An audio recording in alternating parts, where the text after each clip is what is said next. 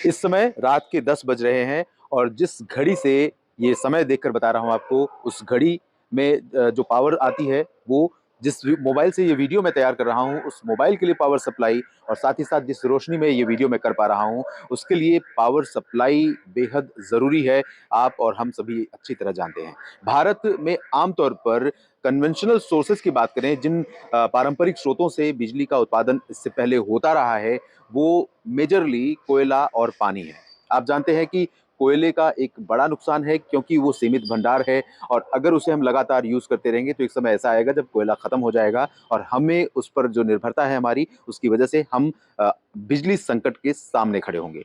दूसरी प्रॉब्लम है carbon footprint की, जिसकी वजह से ग्लोबल वार्मिंग बढ़ रही है और क्लाइमेट चेंज हो रहा है। बढ़ते हुए तापमान इसका सिग्नल हमें साफ तौर पर दे रहे हैं। आपको बता दें कि केंद्र सरकार ने कल आंध्र प्रदेश के लिए 590 करोड़ रुपए की सौर ऊर्जा परियोजना की घोषणा की, जिसमें 5 पार्क बनाए जाएंगे और 4100 मेगावाट की क्षमता होगी इन पांचों पार्कों की। आपको मैं बता दूं कि 2014 से पहले भारत में जो सौर ऊर्जा से उत्पादित बिजली थी, उसका आंकड़ा था 2647 मेगावाट। यानी कि जितनी क्षमता 2014 से पहले पूरे भारत की थी, लगभग उसकी दोगुनी क्षमता एक राज्य में अब उत्पादन होने जा रहा है। और आपको ये भी बता दूं कि वर्ष 2015 में 30 नवंबर का दिन था जब भारत के प्रधानमंत्री ने फ्रांस के साथ मिलकर के सौर अंतर्राष्ट्रीय सौर गठबंधन के बारे में घोषणा की थी, जिसमें अब कुल 121 देश शामिल हो चुके हैं।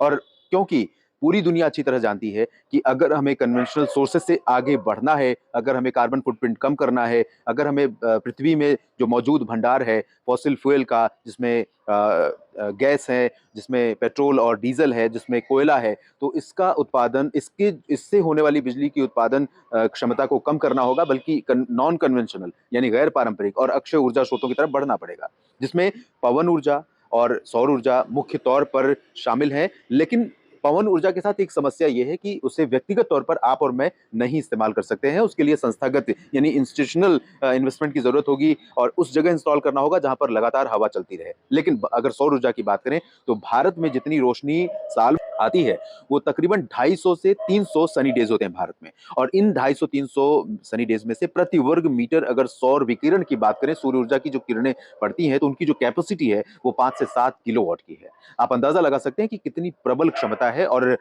उसका दोहन अगर हम करें तो बहुत ज्यादा पैमाने पर हमारी निर्भरता सौर ऊर्जा पर हो सकती है। इसके डबल फायदे हैं, क्योंकि एक तरफ हम जो पृथ्वी में जमा धरती के गर्भ में है भंडार कोयले या गैसों का, उसका दोहन नहीं करेंगे। दूसरा फायदा ये होगा कि हम इससे कार्बन को ज्यादा उत्सर्जित नहीं करेंगे। तीसरा फायदा ये होगा कि हम कम लागत में ज्यादा क्लीन और ग्रीन ऊर्जा को तैयार कर पाएंगे।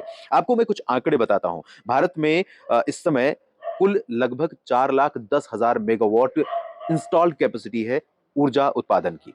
ये संस्थागत है, लेकिन इंडिविजुअल जैसे मैंने अपने घर की छत पर लगा रखा है सौर ऊर्जा का प्लांट, यानी वो प्लेट, और उसको कनेक्ट कर रखा है नीचे बैटरी से, जिसमें वो बैटरी सप्लाई आती है, मेरे गांव में लगा हुआ है, जिससे मुझे ये फायदा होता है कि बिजली रहे या न रहे, इन्वर्टर के थ्रू, उस सौर ऊर्जा के थ्रू चौबीसों घंटे पावर सप्लाई होती है, जिसमें बिजली जलाने की कैपेसिटी होती है, जिसमें पंखा और टीवी भी चल सकता है, मोबाइल भी चार्ज हो सकता है। तो कितनी जरूरत की चीजें हैं जो हो सकती हैं। और इसमें रिन्यूएबल सोर्सेज की अगर हम बात करें, जिसमें पवन और सौर ऊर्जा को मिला करके कुल जो रिन्यूएबल कैपेसिटी अब 2022 में हो गई है, वो 29% से ज्यादा हो गई है और आंकड़ा 1,20,000 मेगावाट से अधिक है।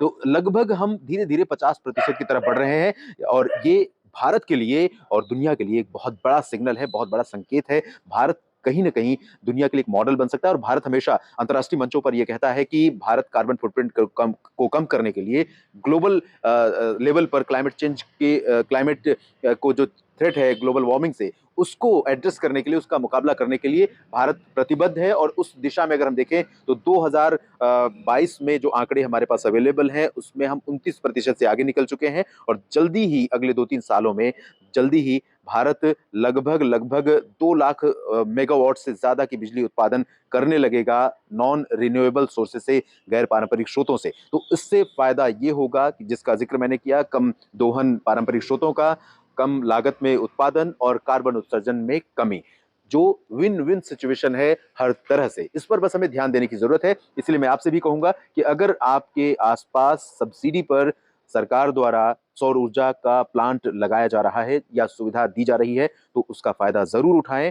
सब्सिडी किस तरह से मिल सकती है, किस तरह से आप उसे खरीद सकते हैं और किस तरह से लगा सकते हैं, इस पर हम कभी अगले वीडियो में बात करेंगे। और आंकड़ों की बात एक रेफ़रेंस जोड़ूँ 2014 से लेकर 2022 के बीच के 8 सालों में भारत ने सौर ऊर्जा से बिजली उत्पादन की कैपेसिटी में 16 गुना की वृद्धि की है। ये बहुत बड़ा अंतर है और इसमें निश्चित तौर पर भारत सौर ऊर्जा के माध्यम से अपने ऊर्जा निर्भरता के क्षेत्र में एक क्रांति लाने जा रहा है और ये दुनिया के लिए एक मॉडल बनेगा।